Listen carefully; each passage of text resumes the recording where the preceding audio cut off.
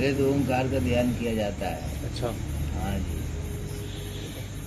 जहाँ तक श्वास हो तहाँ तक वो ओम बोला जाता ठीक है ना। जैसे कि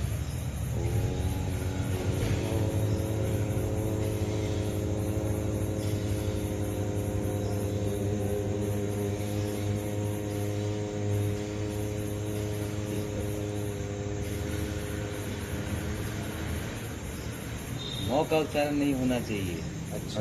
हाँ जी, काय था वो कहते जाओ अपने आप बंद हो जाएगा। अच्छा। तो सांस जब टूटेगी ना तो नाक के द्वारा वो जो है सो अनुस्वार से वो निकलता है। अच्छा, इतना होता है।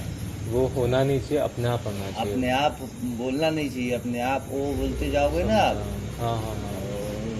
बस उसका वो थोड़ा सा मात्रा में इधर उधर करना है। हाँ, आओ आओ वैसे हाँ, वैसे हाँ, करना है। थोड़ा थोड़ा अपने आप धीरे धीरे आपका व्यक्त हो जाएगा। अच्छा।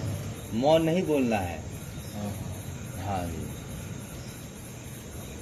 तो ये है। तो अथ सप्तमो अध्याय है श्री भगवान वाचा। तो देखिए भगवान जी क्या कह रहे हैं इसमें। मया सक्त मनाः पार्थ योगन युन जन्मादश्रय असंशयम समग्रम माम यथा ज्ञास्यसि तस्विनु। श्री भगवान बोले हे पार्थ। देखिए अब ये तो संस्कृत था है ना, कितना ये था उसमें, है ना। तो भगवान के शब्द है वो, हमारे नहीं है, इसीलिए उसमें इतना आनंद था। है जी। तो श्री भगवान इसका अर्थ क्या हुआ, तो विद्वानों ने निकाला है इनका अर्थ जो है कि श्री भगवान बोले हे पार्थ, पार्थ था अर्जुन, कि अनन्य प्रेम से मुझ में आसक्त चित्त तथा अनन्य भाव से मेरे परायण होकर योग में लगा हुआ तू जिस प्रकार संपूर्ण विभूति बल ऐश्वर्य आदि गुणों से युक्त सबके आत्म रूप मुझको संशय रहित जानेगा, उसको सुन। नहीं समझे? क्या समझे बताइए, बताइए। कि ये सब जो मोह माया है इसको छोड़ कर तू जब मेरे को जानेगा। हाँ हाँ, अनन्य, जब अनन्य प्रेम से जब तू मुझ में चिपक जाएगा, जब मेरे सिवा तू किसी से प्रेम नहीं करेगा जिस समय, उस समय मेरे परायण होकर, अर्थात मेरे अधीन, जैसे मैं अभी इनके परायण हूँ, इनके अधीन ही यहाँ आया हूँ, तो मैं इन्हीं के से चल रहा हूँ, इन्हीं के से बैठा हूँ यहाँ, तो इनके परायण हूँ मैं। तो जिस प्रकार से आप उसके परायण हो जाओगे, जैसे मैं हूँ, हो गया हूँ, जैसे और भक्त हो चुके हैं और तर गए संसार से, हैं? तो उसी प्रकार कहते हैं कि जिस प्रकार से तू हम उनके पूरी परायण हो जाएंगे, वो ज्ञान हमें वो कहेंगे कि जिस प्रकार से हम उनके शरण में हो जाएंगे, हमें कोई संशय नहीं रहेगा। हाँ जी कहेंगे, आप ही सबसे बोलो, हाँ जी कहेंगे। आप ही के शरण में जाने से हमारे अंदर के जितने शत्रु हैं, काम क्रोध मद लोभ विषय विकार, उस पर विजय पाया जा सकता है।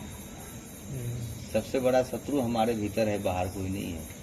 काम क्रोध मद और लोभ है, इस प्रकार जो है हमारे अंदर ही शत्रु है बैठा, बाहर कोई नहीं है। काम क्रोध मद का क्या हो? मद मतलब अहंकार, अपने में ही रहना, अपने के सिवा किसी की नहीं सुनना।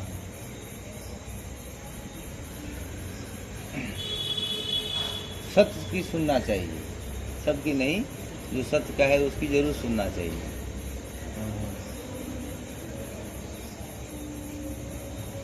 तो जिस प्रकार से मेरे परायण होकर योग में लगा हुआ तू, योग में, ये नहीं कि भोग में, योग में, भजन में उनसे जुड़ के, उनका नित्य ध्यान करके, सुबह शाम खाते पीते उठते बैठते, खाना है तो उनसे पहले उनका नाम को याद करना है कि आप ही ने इसको बनाया है, तो आप इसको भोग लगा लो, बेशक अव्यक्त रूप से लगा लो, निराकार रूप से लगा लो, फिर मैं खाऊंगा, प्रसाद होगा।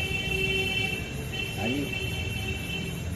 तो जब इस प्रकार के भाव से आप उनके शरण में हो जाओगे, तब योग में लगा हुआ जिस प्रकार संपूर्ण विभूति, जब आप जान जाओगे संसार में किसकी विभूति है, हाँ, हाँ, बल ऐश्वर्य गुणों से युक्त सबके आत्मा रूप, सबका आत्मा, हाँ, मुझको संशय रहित जानेगा उसको सुन। हाँ, अर्जुन से कह रहे हैं, हाँ, आप कह रहे हैं क्या, ज्ञानम ते अहम सभी ज्ञानम